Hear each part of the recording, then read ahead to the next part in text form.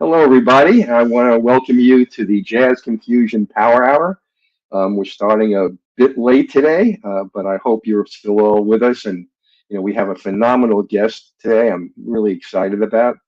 Um, as we try to bring you some of the top artists in the field of jazz and crossover jazz, smooth jazz, jazz R&B, jazz funk, jazz rock.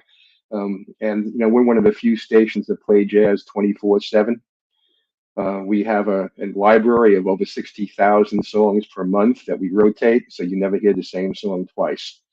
So I want to welcome everybody again to the Power Hour, and I want to welcome our very special guest. Today's guest is Brian Culbertson. Brian is kind of an amazing individual because not only is he an incredible musician, incredible artist, but he's a songwriter. He does his own stage management. He conducts two festivals. He's a multi-instrumentalist. He's had at least 20 singles in the top 10 on Billboard over the years, and he just does everything. He's really what today is really required. He's his own A&R person. He manufactures his brand, and that's something that a lot of artists have difficulty doing, and he's just exceptional at it. And he's just an extraordinary artist. So let me would bring him on without any further ado. Brian, welcome. Thanks, Mel. Good to be on, man. Yeah, it's great to have you. Like I said, I'm really pleased to have you on because you represent to me not just, I'm not blowing smoke. I'm sincere about this. You're a great artist, but you also are a great businessman. And you really understand the changing nature of the music industry as well, if not better than anybody I know. So, I want I want you to let fans know that you just don't get up on stage and sing and play instruments. It doesn't work that way. Yeah. So, I want to just let them know exactly, all the work and dedication you put in to create a really exceptional product time after time. So, let me start off by asking my first typical question. Sure. What's top of mind today? What's on your mind these days about what you're doing and music and what's going on? Well, for today, and every day is a little bit different. I'm in tour prep mode. So what that means for me is we're starting rehearsals in about a month. And so prior to all the band rehearsals, once we all get together, I'm making sure that each one of the musicians knows exactly what parts they're supposed to play and this and that. And I really have to dictate that in advance so that when we do get together day one, we kind of have a good idea of what everyone's doing. So today I'm actually programming a lot of the keyboard parts for one of the auxiliary keyboard players that's going to be on our tour. And the reason why I'm programming it is because I know exactly what sounds that I used on the albums. And I want him to play those exact sounds from the records on this tour so that, in the live setting, there's a lot of similarity from the album in the live show. Of course, we're going to change the arrangements up and it'll be live drums and everyone's going to be playing live. I never use tracks or computers. But I got to pre-program all that stuff. So that's top of mind for me today. Something else. You're your own music director, obviously, too. You do all your own charting and scoring. You do it all yourself? I do. Yeah. I like to work. I like to collaborate with my drummer. We get together months in advance and just kind of talk over, hey, what songs you think will be cool in this show? So it's definitely a collaboration too, but bottom line, most of the, pre-programmed stuff is like, there's no one else that can really do it because I know exactly what it should be. So. Right. So, okay. So, and you do this virtually with band members? No, I'm actually getting together. So I'm working on these programs right now. And then in a couple days, the guy's actually coming over and I have to physically show him, okay, here's this one part. because he may be triggering just like a sample, a sound, and okay, it's on this note. It's not like exactly like playing just a piano part, so it's a little more complicated. Got it. Okay. Yeah. Do all your band members live in the area, or Not everybody. No, Right. one of the keyboard player lives in LA, so we're gonna. He plays more of the Fender Rhodes, I guess the meat of the backup keyboard parts. So that's Eddie, and Walter does live in Chicago, so he's going to be triggering all these extra sound effects and sounds. So Gotcha. got to come over because I got to show him that it's very particular. So, but it's exciting and it's fun, and I like it because I'm getting the real sounds from the album live on stage.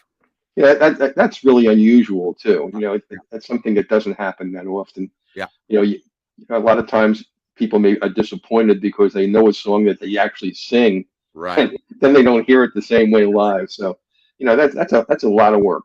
So, well, let's go back to the beginning, and I want to talk about your early development. You came from a home where your dad was not only a music director at a public school, but he was a jazz aficionado, and your mom was a classical pianist. Did you have a choice not to be a musician? Well, there was always a choice, but there was no choice in starting piano lessons at 8 years old. You're taking piano lessons. And I think, a lot of kids are in those similar households where you got to take piano lessons or violin lessons or whatever it is. And me, like many other kids, couldn't stand it, hated it. I'd rather be out playing with the other kids in the neighborhood. Yeah, exactly. So for me, it was, I didn't love it, but, eventually you realize, oh, well, I guess that was good to know. Because once I was able to go to some other studios, I was able to visit like some guy's home studio when I was about 12 years old. That's what really sparked it for me, seeing all the gear and the keyboards and a drum machine and the multi-track recorder. I was like, ooh, what? That's how it works? This is amazing. So, Yeah, again, I hope my information is accurate. But by the time you were 12, you had migrated to 3 different instruments already. Am I correct? 1, 2, 3, technically 4, I guess. 4? Yeah. How did the progression emerge? Like, how did you know which one you wanted to do next? Yeah, so piano was first. The following year, I got excited. Every time I went and saw bands play, I was watching the drummer. So I was like, hey, I want to play drums too. So got a beat up old drum set it up in the basement, and I found one of the kids in high school was teaching me drum lessons. So I basically was just trying to play along with my favorite records. Earth, Wind and Fire or Toto, Chicago, these bands. And the following year, I wanted to join the school band, 5th grade band. And so in those bands, it was all wind instruments. So as they do, they lay out all the instruments and you just try them all and see whatever feels good. And for some reason, trombone just felt natural to me. Don't ask me why. I could just sort of play it. I had a good tone immediately. Unlike saxophone, I couldn't even I was squawking, So that's how I started trombone, just by joining the band. And then in junior high school, the jazz ensemble, they were in need of a bass player. I wanted to play this song, Chameleon. And I was like, oh, I'll try it. You're 12. You have no fears in the world. So, yeah, sure, I'll try it. So I got a bass and got a bass book and started taking bass lessons. So that's kind of how it all worked. Yeah, so it was really serendipitous. A lot of it wasn't planned. Yeah, not at all. No. Yeah. I think that's really quite incredible. Now, I also know from reading about you that and you just kind of touched on it briefly. You listen to so many different musical genres. Yeah. I mean, you mentioned Blood, Sweat, and Tears, Tower of Power, Earth, Wind, and Fire. Yeah. For most kids, they choose one. why were you so interested in so many musical genres? How did that Well, happen? Is that your I must, family? yeah, I must admit, early on, I was definitely more narrow listening.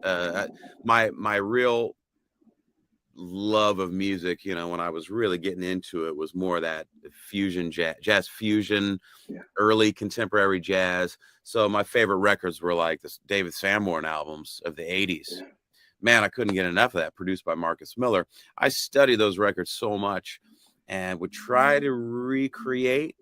I think a lot of producers early on, when they're learning, they try to recreate their favorite albums by transcribing it and trying to, okay, what does that drum sound? Let me try to program that. Oh, this bass part is doing this. So I really did that with a lot of those records. And it wasn't until I got to college that I sort of broadened my listening to classical, to more pop. A lot of younger jazz students can be snobbish in what they listen to. I'm sure you know this. Oh man, if it ain't jazz, it's not good. That kind of thing. And so, I got into college. I'm like, yeah, that's dumb. Let me check it all out. So now I'm even more broad now than I ever was. I like to check everything out. So. I just had on Curtis Harmon from Pieces of a Dream. Okay, yeah. Because Pieces are friends of mine for quite a long time, and he pretty much was saying the same thing that he, in order for him to play drums, he had to first emulate with a great drummer that he really loved. Yeah. Then he got bored, and he started moving into other things, and and I find the same thing with James Lloyd from Pieces too, and some other artists I've had on, that they seem to the ones that are really good and special, like you, that, you get bored in one way, and it doesn't take long, so you're off and running all the time. Yeah, absolutely. That's why a lot of my records, you'll not really hear the same record from me, because I'm always, okay, what's a new fresh sound that people haven't heard? This is what I'm thinking about, namely for myself. Yeah, I want to get to that a little later in our discussion, because there's something important going on there.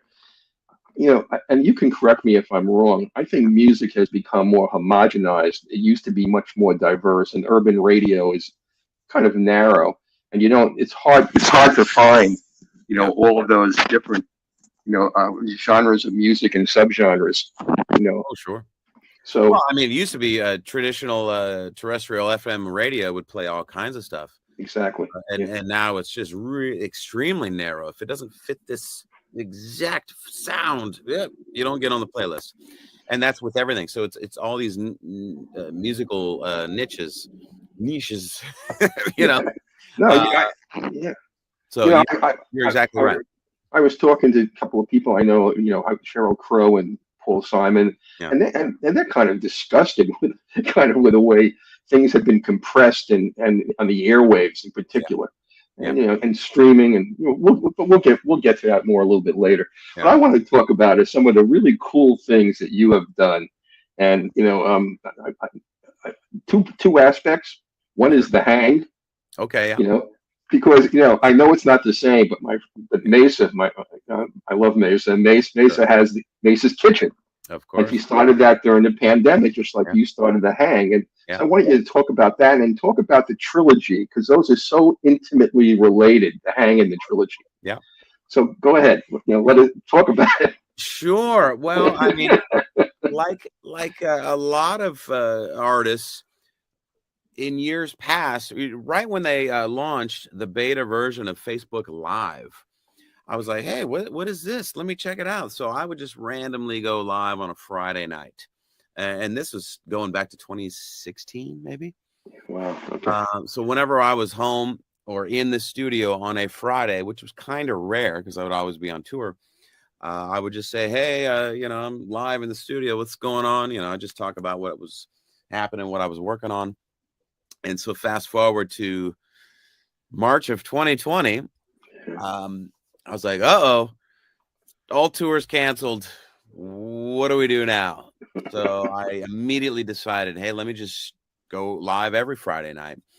And the first month, during that, I guess it was April, I was just still using my iPhone, which everybody was using. Right. And I was progressively getting annoyed by mono audio, because that was just a limitation of using your phone. And I'm like, man, if I'm going to do a music show, I at least want stereo audio. Hello. Yeah. So you start Googling, how do you do this? And so I realized, okay, for me to go down that road, I'm going to have to really dive down this rabbit hole of how do you stream like a pro? And so I realized a lot of the gamers were already doing this. And so I was seeing what gear they were using, how do you do this? So during the month of April, I geared up and was driving all over Chicagoland trying to buy this piece of gear, that piece of gear, because everything was sold out online. Yeah. Cameras, all the stuff that we're using. Yeah. So I finally compiled it all in mid-May of 2020. I was like, hey, launching a real show, internet show, multicam, stereo audio. What? Yeah. And every week it just kind of grew and grew and grew as I learned more of the tech side of things, because I was by myself, figuring it out. Yeah. Yep. Well, it seems like you do that a lot. You're by yourself figuring it out. Yeah. So, no one else is there, so you got to just do it. Yeah. Talk about the trilogy and talk about how they intersect with the Hang as you kept developing the Hang. Sure. So after a few months of streaming only, and to rewind, I had just released an album called 20, the Double X album. Yeah. Love April of 2020, which I was supposed to be on this 20 tour. Yeah. So I wasn't really into writing creative mode at that time. I was just focusing on streaming. But after a few months, on some of the Monday night and Wednesday night shows, because I was streaming 3 nights a week, right? Yep. Not just Fridays. So some of the Monday and Wednesdays, I was like, hey, maybe let me just start showing you guys how I create a song from scratch. And so that's what I did. And I started writing all these songs. And before I knew it, I had almost 30 songs that I had written while people were watching the live stream and giving comments down the side. So I kind of knew what people were feeling immediately. And this was something brand new for me. Normally when you're writing songs, it's a very, introverted thing, right? Just you, or unless you're co-writing, of course. But for me, a lot of the times it's just me sitting here at the keyboard, got my sounds, and we go with it. But all of a sudden, Monday, Wednesday, Friday, I got thousands of people watching while I'm trying to do it live and getting the real-time feedback on the chat on the side. And so that was really cool for me and for the fans, I think, because they didn't know how to write a song. They didn't know what the process was. So I'm just kind of trying to explain it step by step. And I think a lot of my fans now kind of, I think, appreciate the whole process much more, knowing, what really goes into it. So, and that's how the trilogy was born. And what was the first song that came out of that after the collaboration with fans? I don't know if I even remember what the order was, because they were just all kind of going, back and forth. I remember the last song, Sandcastles. Yes. Okay. I was like, oh, I need one more song. I had 29 songs, and I knew I wanted to kind of keep it similar. So each song or each record of the 3 have 10 tracks. So I was like, all right, I got 29. I need one more song. So I remember distinctively starting that one and how that came together, and wrote the entire song in this 1 hour live stream. Pretty crazy. I have a kind of a favorite, and I wanted to see if you can talk about it. Dance with Me Tonight. Oh yeah. How do you start writing? You're a multi-instrumentalist, and I've talked to multi-instrumentalists who are songwriters. Okay. And they all start with the premise that they hear a sound first. They have just a sound. So how do you begin to approach a song like "Dance with Me Tonight"? How does it start? Well, that one started with a pulsating pad sound. And I was just scrolling through different sounds. And so this pad sound came up, and I hit a chord, and just kind of started, this pulsating, and it reminded me of the, a lot of the EDM stuff, dance music. Yep. And so immediately I just lay that in to Logic. I use Logic as a sequencer of the program. And so then I added a kick drum underneath it, a dance 4 on the floor, do, boom, boom, boom. And from there, just, you just layer one part at a time. And that's really how I do it. And so I found all these percussion loops, so I'd lay that in. But for that particular song, I started with loops, but then I went back and re-recorded them with real percussion so that it sounded real and live. So a lot of times I will use a loop in the beginning just to get the songwriting, faster. And then once I'm in Pro Tools and recording all the live instruments, I replace a lot of the initial drum loop or percussion loop sounds with real instruments. So Brian, as a song progresses, do you have a vision, or is it more mysterious and emergent? It slowly emerges. Yeah. So you don't know what the end result. You don't know the end result. Nope. It's not there. Yeah. I do not know. Yeah. I just have to add one part at a time. And a lot of times for me, the last thing is the piano melody on top.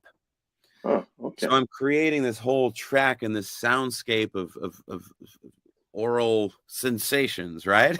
Okay, we got the pad going, we got the drums going, we got percussion, and then sound effects are going. Okay, now this inspires me to write a melody. And so I'll just loop that whole track and then start playing my piano patch over it until I have this melody that I'm feeling. And then I guess I do is go out and record the real grand acoustic grand. That's the last step, and then we mix. So I guess sometimes when you get to the end, it's never over anyway. Even though you get to the end, you still go back in. Yeah. Yeah. So even if we're mixing, let's say all the recording is done and we're mixing, and I collaborate with my sound mixer, and I'm like, ooh, it'd be cool to add this. And so I'll record it real quick and then send to him because he's in Los Angeles. So we kind of mix virtually. There's great new tech that he can be working in his studio, and I could hear it exactly what he's doing in my studio. That's great. It's phenomenal. Yeah. So how do you know when it's over? That's easy. When I'm not annoyed by anything. Let's face it, as a producer, you're basically, it's whack-a-mole, right? Yeah. Damn it, that's not cool right there. This needs to be different, or it needs a cymbal roll to get into this section to create a whoosh. Okay, let's add that. Or man, I don't know about that one little line right there. That has turn that down. So it's basically anything that's annoying. Once that's all done, and you're like, oh, this is nice to listen to. Done. What I really love about where this is going today is for a lot of fans and people that tune into our show to really understand the complexity of a song. Sure. It doesn't come full blown to the artist's mind and they just lay it out. It's a painstaking process. Now some songs come easier than others. Is there any song that you can remember that right away you knew you had it? Well, I think we talked about it earlier, Sandcastles. Somehow, and I've talked to a lot of artists many times, the last song that they end up writing or producing goes very fast and is like a hit. I don't know why. I was talking to Bobby Caldwell. I was like, oh, man, I remember back in the day, the label's like, yeah, you need one more song. And then he wrote, and we're like, what? It's like that. So I'm not comparing Sandcastles to that song, of course, but I'm just saying this song was probably the quickest song and is the current single, which is on radio for me right now, which is doing very well. So I don't know what it is. It's a weird thing. Rod Stewart said one time when one of his first big successes, his album was finished and he just felt it needed one more song. So he wrote Maggie May. Well, and the producers didn't want it. He said that song doesn't go anywhere, and he insisted. He said it Never needs know. this. You just don't know. Never You- know. it's it's always kind of a guess. Yeah. So okay, we're talking about being a multi-instrumentalist, all the different things you do, and one of the people I think about when I think about you is David Foster. Okay. And is David? He was one of your influences. Is that true? Oh, definitely. Yeah. Early on, I was so into one of my favorite records was Chicago 17, Yeah. which was produced by David. And what's funny, the ironic thing was many of the diehard Chicago fans from early on hated that record. Hated it. Yep. They thought he ruined the band. But I don't know. I guess I was at an age coming up that I was into the, that 80s sound. I was a teenager, whatever. And I was like, man, I thought it was brilliant. So, you never know. And he was doing a lot of film scores as well. So I was into the melodies. I was always gravitating towards strong melodies. That's why every time I'm working on a song, I really, really try to craft a hook melody that can grab you. You can instantly, hopefully, sing along with, or So I'm always thinking about that. Yeah, the old expression of music: "Don't bore us, get to the chorus." There it is. Yeah. So it's the melody. When people start singing your music, you got it right. Sure, especially instrumental, because there's no lyrics to kind of grab onto. So to me, the melody even has to be stronger when it is instrumental. Yeah. So in some of your music, of course, you have vocals. Sure. How do you decide when you want to do a vocal? Yeah, it is. That is an interesting question. I think it comes down to when I'm starting a record. A lot of times I do have an idea of, hey, what direction is this album going? Is it more of an R&B record? Is it more of a jazz record? Is it more where are we going? And that will help decide, okay, you know what? Maybe there needs to be 2 or 3 vocals on it. For the 20 album, I wanted it to be a mix. I was like, what do I do for 20? Let me just throw it all in. It was a kitchen sink album, at least for me. Yeah. Therefore, there are several vocals, not 100%, of course. Maybe it was about 30%. So I knew I wanted those. So I would start with a track, and a track sometimes I'll start hearing a singer over the top of it. Okay. Just out of the blue. And so then I'm like, well, what singer? Who?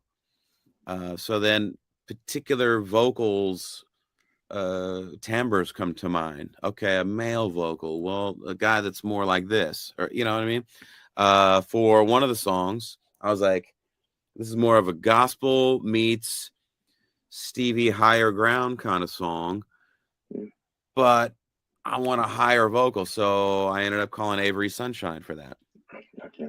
And so we collaborated on the melody and lyric for that one after I had already had the track. I played her the track, say, hey, do you think you could do something on this? She's like, yeah. Yeah. And she did. It's always a little bit different. Yeah, that's what I was just going to ask you as a next question, next follow-up. You've done a lot of collaborations. Do you think about collaborating first, or does that come after you've begun to work on a song or a project? It has actually happened both ways. So for that song, it was, I just started the track with this other guy. We were just kind of working on the instrumental track, and then the idea came to make it a vocal. On, let's say, an older song of mine, let's say Skies Wide Open, which was that was on the R&B charts for a while. We knew early on this needed to be a vocal, so we had contacted Avant artists, and we literally got together, producer Rex Rideout and I started the track, and then Avant came over like a day later, and we really formed it together, the three of us. So we knew early on for that one. But then there was another song that was on the R&B charts a lot. It was actually even more popular as guys. A song called "You're My Music," which features Noel Gourdin. Yeah. And that one initially was going to be an interlude Huh. on that particular, on the Dreams album. And I had recorded muted trumpet myself. And I was like, oh man, this is kind of a cool vibe. I was just like jamming a little bit. It's going to be a 2.5-minute interlude on that album. And then oh, you know what it was? I heard Noel had a song on radio at that particular time, and I heard it, and it sparked this idea. Maybe I should work with him. So I got together with Lbertson, and then we wrote this song, and then Noel came over. And so again, it's very, very different. It happens all kinds of different ways. Yeah. But I think in general, the creative process, collaboration, choice of instrumentation, tempos, it's a mysterious process. You don't sit down formulaically and lay it out. It's emergent, and and the collaborations, the additives to the music emerge as you go along. And that's just, it's just a fun process, I guess, for you. The lights go on suddenly. Well, it can be fun and also nerve-wracking if you're like, I don't know where this one's going. I'm not quite sure. There was one particular song on the 20 album, actually track 1, a song called Get Up. And that was a very experimental track for me. I just kept adding things, not knowing where it was even going. I didn't even have a melody. I was in LA recording. I think I added a bass part and percussion, and I just tell them, just play and let's see where this goes. So, and then it ended up being that. So one part at a time, I was just kind of throwing it out to different musicians, and I just let it naturally evolve. I didn't necessarily have a full vision for that particular song, and yet other songs I do. So again, I don't know. There's no, Brian, I tell a young musician, hey, here's how you do it. Because I just sort of like let it fly, man. You can tell them, here's how you don't do it. Well, sure. It sounds like when you're composing, and now you have a series of songs that's going to be an LP. Yeah. At what point does your brain say, oops, I got to remember the commercial aspects? I mean, that's always sort of in there. However, I think I'm less and less thinking about that these days, especially with Trilogy. There's not necessarily a slam dunk single to me, because in general, most of the Trilogy is more down tempo. Singles at least on jazz radio, are definitely more up tempo driving. Yes. And so to me, I was just focused more on creating a musical escape for 3 hours. No, it's almost a 3-hour playing time, actually, or 2:45, and less about, hey, how's this going to sell? I don't know. Yeah. I was just trying to make something that I was interested in personally, and that my hardcore fans were passionate about too. Yeah. Talk about Trilogy a little bit. Where did the inspiration come from? The idea, the color, the different colors, Well, I had written a lot of the songs before I even had the concept of the Trilogy. And like I said earlier, I had written, way more than an album's worth. So I had about 17, 18, 19 songs. And I started realizing they were falling into 3 emotional categories. They were all in a similar sonic palette, if that makes sense. Yeah. However, one song was clearly more on the sensual side. And then the next song was more melancholic. And then, this song is happier. So that's, they sort of just were falling into these 3 categories. And so that's when it really dawned on me, hey, maybe I make 3 albums, and each album have a color that represents these emotions. Red being passion. The Blue album, part 2, that more sad, introspective, making you think, melancholic music. blue. That color makes sense, right? Yeah, sure. And then the white is the hopeful, uplifting songs. So it really just emerged after I had a lot of the songs. Didn't have a concept in mind prior to that. So it didn't emerge from a personal relationship. It emerged. Nope. It emerged from the tonality of the music, really. It did, yeah. And let's face it, any music we write is personal anyway. So it's all personal, but not necessarily a specific event. Right, but you didn't write the songs thinking about relationships. It just emerged when you started to look at, the content of each. Yeah. Exactly. So if you really break it down, the whole trilogy can be almost an arc of a long-term relationship. Let's think about it. The beginning of that relationship, we always say is hot and steamy, right? The lustful side of whatever. But then, middle of that relationship, it could be rocky. Here come the kids. I mean, and then the end, and they lived happily ever after. Yeah. So you can look at it as that as well. So, which I think is kind of interesting. It is. I mean, the whole concept of the trilogy, I found it just, you mentioned the word escape, and I found it a great escape. Oh yeah, cool. It's just great to listen to, and it just takes you to different places all the Absolutely. time. And that's so that's what makes it so vibrant, I think, and so meaningful to fans too. Mm. So let's talk about a couple of things now. We started to touch on it. The music industry has gone through some just major changes since you began your musical career. Mm-hmm. It used to be, and I'm not trying to oversimplify it, but it was vinyl, radio, and record labels, and that was pretty much the path. Yeah. There wasn't much else, and then of course things started to evolve, and the internet started to change everything about music. Yeah. And so it went from analog to digital. It went from record labels to streaming. It went from A&R, where they would put you on tour. They would create your brand. They gave you music time in the studio, and suddenly you're on your own. Yeah. So what do you think about the direction that the music industry has gone in from the standpoint of the artist?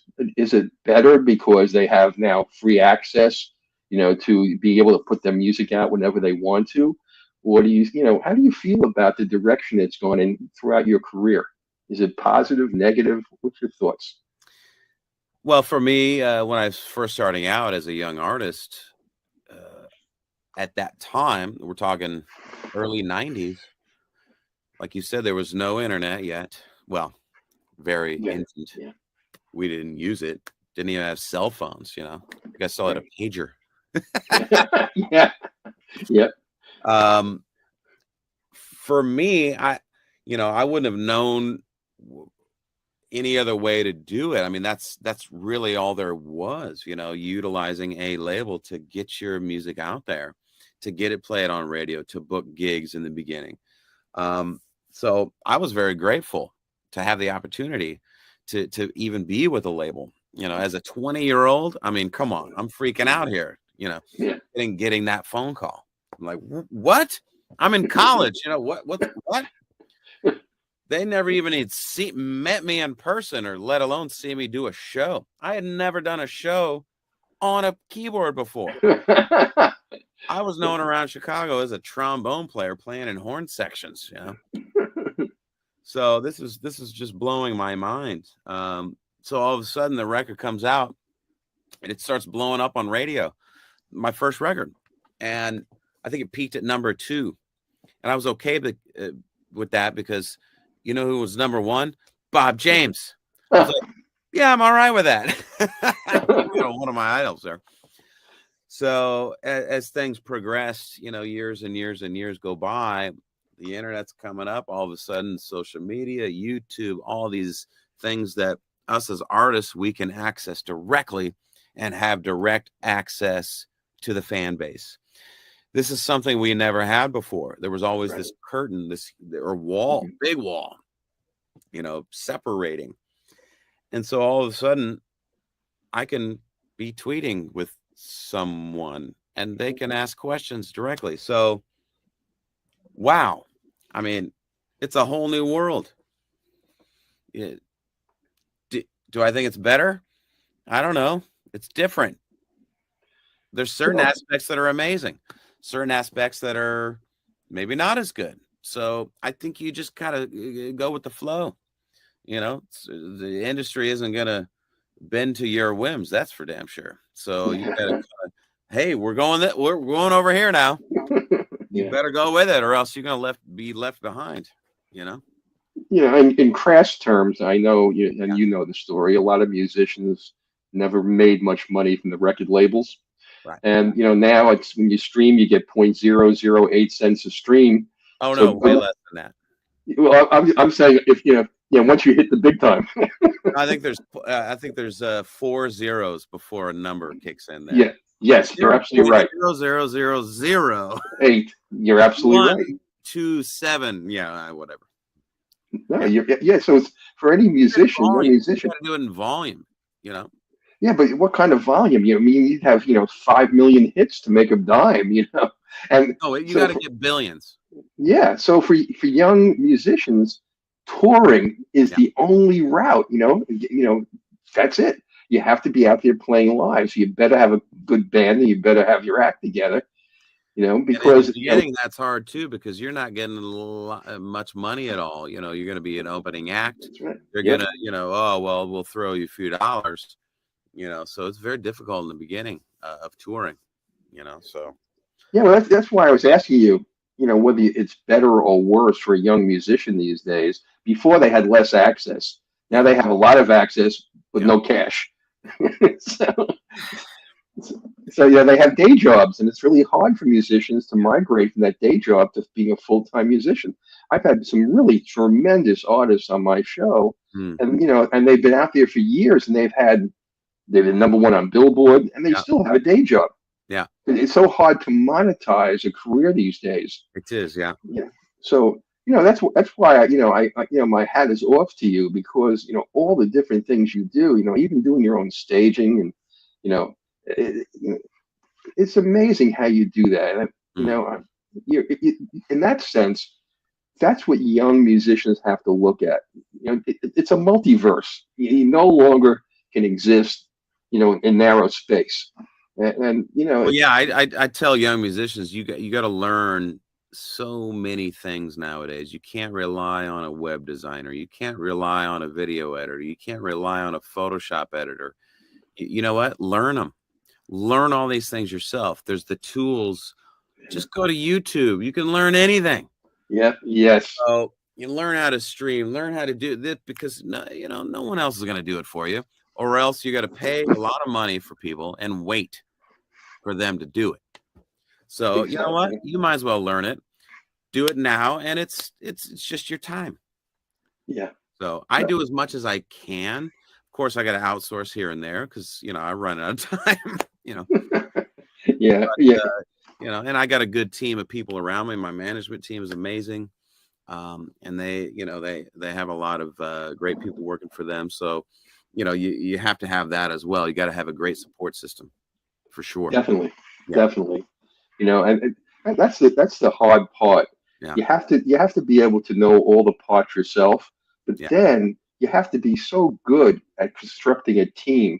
Yeah. That is effective working together, because without the team, no matter what you do, it's just it's not going to come to fruition. So again, there's so many parts to learn now. You just can't learn music and take music theory. It's not going to work. And so it's it's just a whole different world out there right now. So I got a manager, I got a day-to-day manager, I got a business manager who's money management, and then there's the agency who's the booking. They book the shows. Right. Then there's the publisher you got to deal with. It's just endless. Yeah. Oh, and then the lawyer. Don't forget the accountant and the publicist. It's a lot. Yeah. Well, there's the merch manager, but that's right. It's Oh, tour manager, production manager. So that's for the tour. I mean, it's a lot of people. So look, you also do festivals. You created two festivals, one in Cali, one in Chicago. You know, Yeah. how do you manage all this? How do you manage the touring and manage the recording and manage the writing and managing the team and managing the fest? I mean, how do you do it, Brian? I mean, how would you explain it to anybody? Again, it's having great people around you that you trust. So obviously we've been doing Napa Valley Jazz Getaway. We're in our 10th year. So at this point, you know, the people helping to run the festival, they know what they're supposed to do. Yeah. You know, I'm definitely more top line. Okay, what are all the artists we want to invite? You know, Right. I'm not dealing with the waste management. Do you know what I mean? Yeah. I'm not doing that stuff. I'm not making sure the napkins are correct. You know, Yeah. early on I was, but you know, once you set, here's the course. This is where we're going. This is how it's running. Eventually, you can let it kind of do its thing, and everyone knows what they're supposed to do. And then I can focus on the overall creative of what songs are we going to do, with who's sitting in with whom. These are things that are fun to me. You know. Yeah. Okay. Well, let's talk about the concert side when you're on tour. Mm-hmm. You know, how do you define a tour? In other words, you know, where are you going? Who are you going to be performing in front of? Right. You know, how do you do that? Well, it starts from whatever album you're kind of promoting. So this year we're clearly going to be doing the Trilogy tour. Right. Even though I released the albums last year, I felt that I wanted to give a little time for people to digest all that music. It's a lot of music, and live with it before we head it out on the tour. So that one thing I hate doing is immediately playing all the brand new music. Yeah. And half the audiences, or more than half the audience, has never even heard it. And they're like, huh? I want to hear the songs that I know. So all last year, I was just doing kind of a greatest hit show. You know, I had this big stage production. So this year now we're going out and doing the Trilogy tour, focusing way more on these songs. So it'll still be about only half of the music, but still, that's kind of a lot. You know, half the music all new. And hopefully enough people will have at least checked it out or streamed it once. They'll be sort of familiar with it. So with that said, it comes down to, okay, what instrumentation do you need to properly pull off these particular songs? Okay, I want to focus on these songs. Who do I need in the band? You know, of course, I have my core guys that have been with me a long time. But I have a couple additions that I'm bringing out this year. An extra keyboard player, like I said early on in the show, who's going to be triggering all these cool sounds that I utilized over the Trilogy. He's also a great vocalist, so he can sing along as well. Also, there's a lot of percussion all over the Trilogy that's adding all this extra flavor. So I decided to bring a percussionist on this particular tour. And then one thing I eliminated, if you listen to the entire Trilogy, there's zero saxophone. No sax. Wow. Yeah, you know, I didn't think of that. No sax on this tour. So, you know, you can't just keep adding people. I couldn't afford it. So, okay, well, if I add this person, okay, I don't need this now. So that's where we're going. I never thought of that, about the lack of sax. Right. How did that happen? It just didn't seem to fit the sonic direction. Wow. You know, this is more whatever that was. And to me, adding a saxophone sonically to those albums, I don't know, it just didn't feel right to me. So I didn't even want to hear sax in there because it takes your mind in a different place. Yes, it does. I wanted to stay, okay, this is a very specific, again, palette of sounds. And I just want to stay there. So. Wow. Yeah, that's, you know, I've listened to the Trilogy several times, and when you said it, it occurred to me there's no sax. You didn't miss it, did you? No, I didn't. Exactly. Yeah. I didn't. And that's, you know, That's 'Cause in a amazing. way, to me, it would have stuck out as not really working or fitting musically for some reason. I don't know. Yeah. There's a lot of trumpet. Yes, there is. So of But course, no Patrick sax. Stewart, the great trumpeter, will be on our tour to play all those parts. So Terrific. That's great. pretty cool. One of the things, we talked about your collaborations over the years, and you've had Bootsy Collin and Larry Graham and Ray Parker Jr. and David Walker, and I can go on and on with all the collaborations you've done. At this stage of your career, who would you really like to collaborate with if you had your bucket list that you never have before? Who would that be? Is there anybody that comes to mind?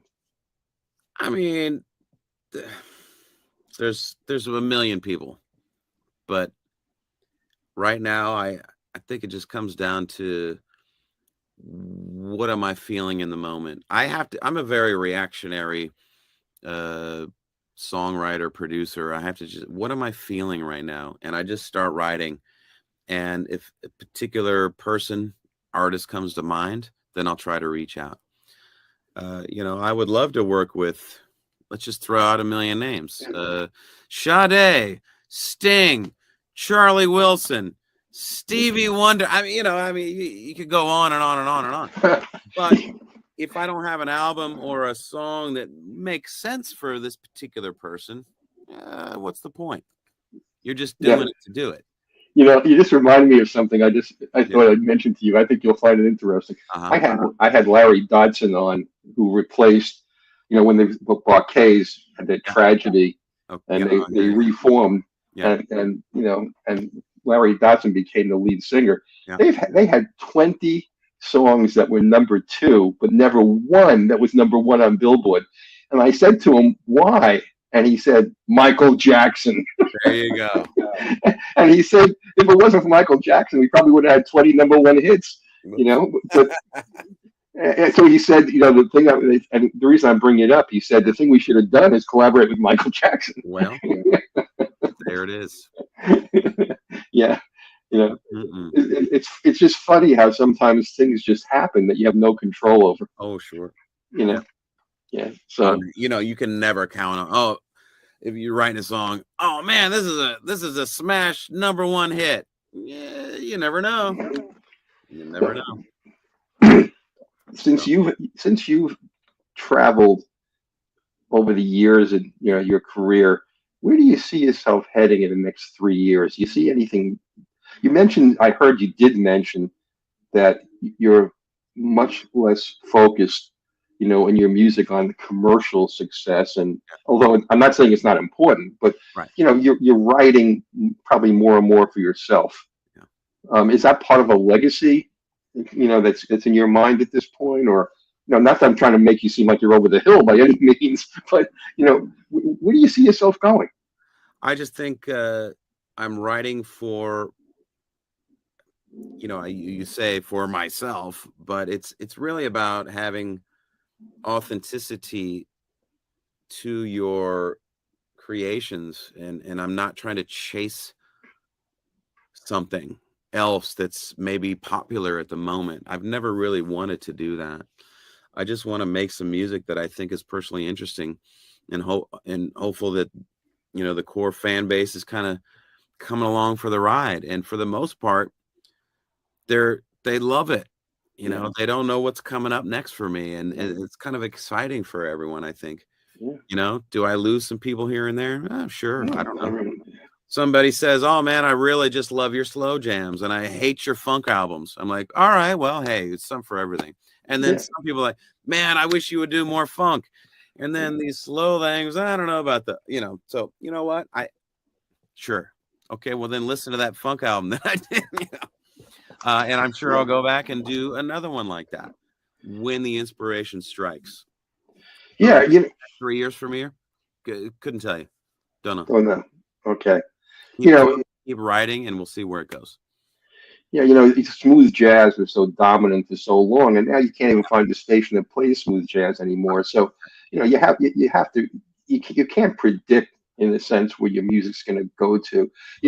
One of the things I look at is who are the young artists that to me represent something exciting. John Batiste is one of those artists to me. Okay. I don't know how you feel about the fact he's so good at sampling some of that old music and updating it. Yeah. And there's not too many artists like that. Bruno Mars did it. Sure. Too. So in terms of the direction of music, who would you point to in your mind that's young, that's doing something exciting right now? I mean, you mentioned Bruno, him and Anderson .Paak, doing the Silk Sonic. And that's obviously a cool sound. Yeah. Just completely retro though. Yep. So it's taking that retro and mixing it with the new. So, to an extent that has always sort of been done a little bit. Listen to Amy Winehouse records, obviously very retro, mixed with that with her thing. So, to answer your question, I don't know if there's anybody necessarily doing anything that I'm fully like, oh my God, I've never heard this before. I don't know. It's always, it's a mix of what has come before and putting some new sounds in it. And I think that's where my music is as well. I'm not reinventing anything. I'm just taking what's been there and okay, well, now we're going to morph over here a little bit. But the bottom line is there's 5 billion artists out there these days, all making music. And so you gotta start searching for music. And I think one of the streaming things, the good thing about streaming is it's easier to me to discover new artists because you were listening to this, the whole, algorithm. Hey, you may also like this person. Yeah. So that's kind of a cool thing that has come out with the streaming game. So I dig that.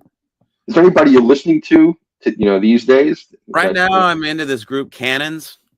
I don't know them. Exactly. Yeah, there's millions of artists out there. It's just like whoever you're checking out. I think I might have been listening to Sirius XM Chill, that channel. Yeah. And they came on. I was like, "Whoa, that's a cool song." And then you look them up, and oh man, this record's a little bit unique. I'm digging this right now. So from there, then you discover other people. So. Yeah, one of my friends, Christian D. Masonis, who did Hispanica. Oh, okay. Yeah. And you had that, you featured that on one of your shows. I remember, yeah. It was like one of the songs of the year for you. Yeah. And Christian's been at it for a long time, and he got Bob James to play on his Hispanica song. Right. And again, it totally freaked him out. Just like when you said in your 20s you got a record label. Yeah. He mentioned to some DJ in the UK, boy, I have this song. I'd really love to get Bob James. Next thing you know, the DJ knew Bob James. Honest. And that's how it happened. Yeah. The song went to Bob James. He said, "Hey, this is cool. I'll do it." Wow. So you never know what's going to emerge, and you have to keep your ear to the ground and just see what's going on. And Chill is a great place to go to kind of find new vibes and new songs. Yeah. Well, Brian, I appreciate you being on so much. I've really enjoyed it, and I learned so much from you today. Oh, thanks, Mel. I appreciate you having me on, and it's always fun to talk about getting under the hood a little bit. That's cool. Yeah. Is there anything you want to tell fans about that they should be looking for coming up in different locations or anything? Bottom line for me, it's we're going to be all over the states the rest of this year. We start let's see, March 22nd. Start in Providence, Rhode Island. Do the whole Northeast for a few weeks, including the legendary Apollo Theater. Yes, I know you. Very excited about that show. Never been there.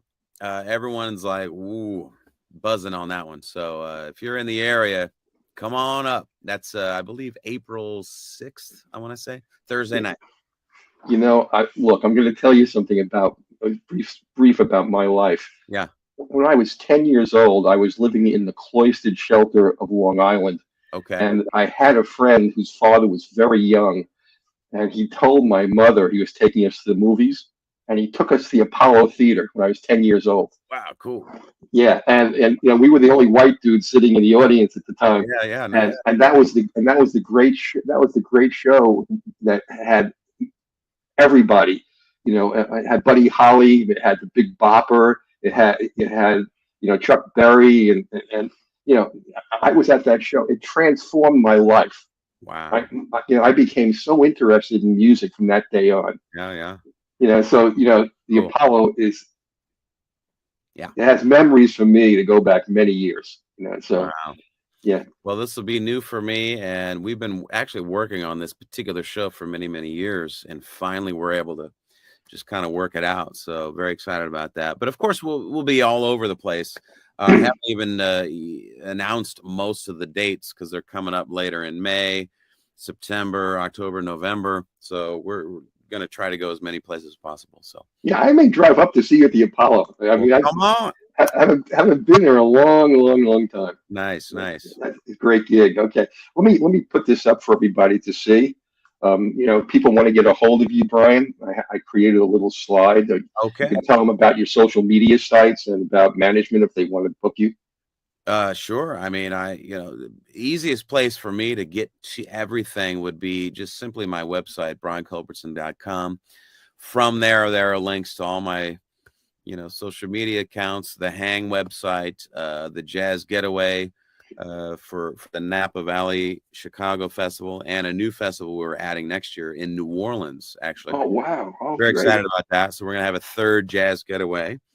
That's March of 2024. So lots going on. It's exciting. Wonderful.